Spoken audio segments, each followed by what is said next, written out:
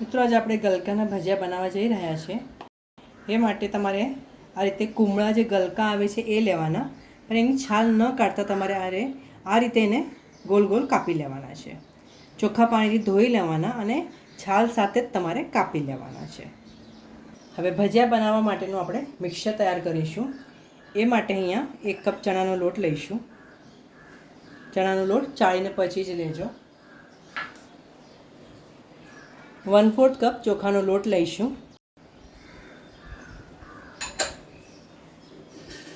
Half teaspoon हळदर नाखीशुं।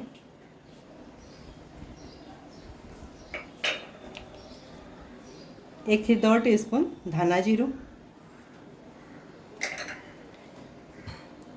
અને 1.5 થી 2 चमचा જેટલું લાલ મરચું નાખીશું। स्वाद प्रमाणे मीठું નાખવાનું છે। મિત્રો આ ભજીયામાં તમારે વાટીને કોઈ જ મસાલો નાખવાનો નથી, एकदम इन्स्टंट भजिया है। आ हवे आपणे एमां थोड़ुं पाणी नाखीने खीरू तैयार करीशुं।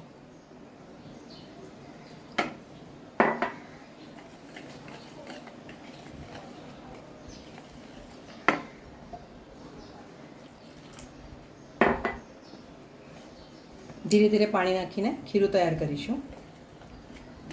तमारे आ रीते खीरू तैयार करवानुं छे। ओके, थोड़ा झीना समारेला रीते लीला धाणा नाखीशुं, जेथी तमारा भजिया देखावमां घणा फाइन लागशे।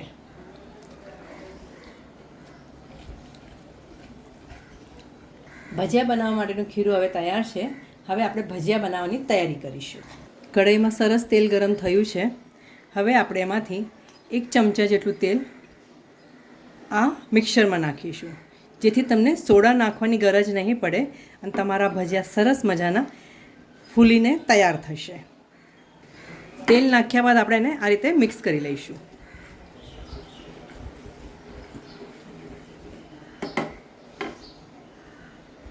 ત્યારબાદ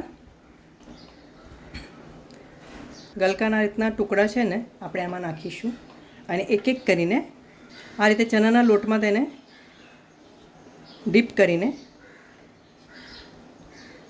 तळवा माटे मूकीशुं।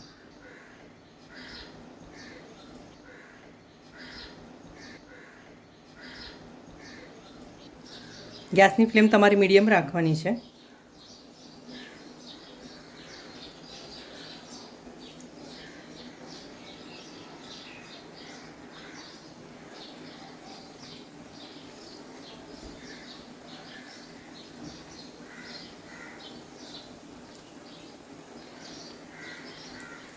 જોયું મિત્રો કેટલા સરસ ફૂલી રહ્યા છે। ગરમ તેલ નાખશો ને તો આ રીતે સરસ ફૂલશે। તમારા સોડા નાખવાની જરૂર જ નથી। આ ભજીયા તમે ગરમા ગરમ જ ખાજો તો જરા ખાવાની વધારે મજા આવશે। વરસતા આ વરસાદમાં ગલકાના આ ભજીયાનો આસ્વાદ જરૂરથી લેજો। તમે સોસ જોડે પણ ખાઈ શકો છો, લીલી ચટણી જોડે ખાઈ શકો છો, લીલા મરચાં જોડે ખાઈ શકો છો, ચા જોડે પણ ખાઈ શકો છો। પસંદગી છેલ્લે તમારી છે। બંને બાજુથી સરસ ડીપ ફ્રાય થઈ જાય ત્યારબાદ આપણે એને આ રીતે તેલ નીતારીને કાઢી લઈશું। મિત્રો આ ભજીયા મારા સસરાના ઘણા જ પસંદગીના છે। તમે જરૂર એકવાર ટ્રાય કરજો। આ રેસીપી તમને કેવી લાગી જણાવવાનું ભૂલશો નહીં। આ વિડીયો જોયા બદલ તમારો ઘણો ઘણો આભાર। આવતા વિડીયોમાં આવી સરસ મજાની રેસીપી સાથે આપણે ફરીથી મળીશું। ત્યાં સુધી સરસ ખાઓ, સ્વસ્થ રહો અને ગુજરાતી રસોઈ જોતા રહેશો।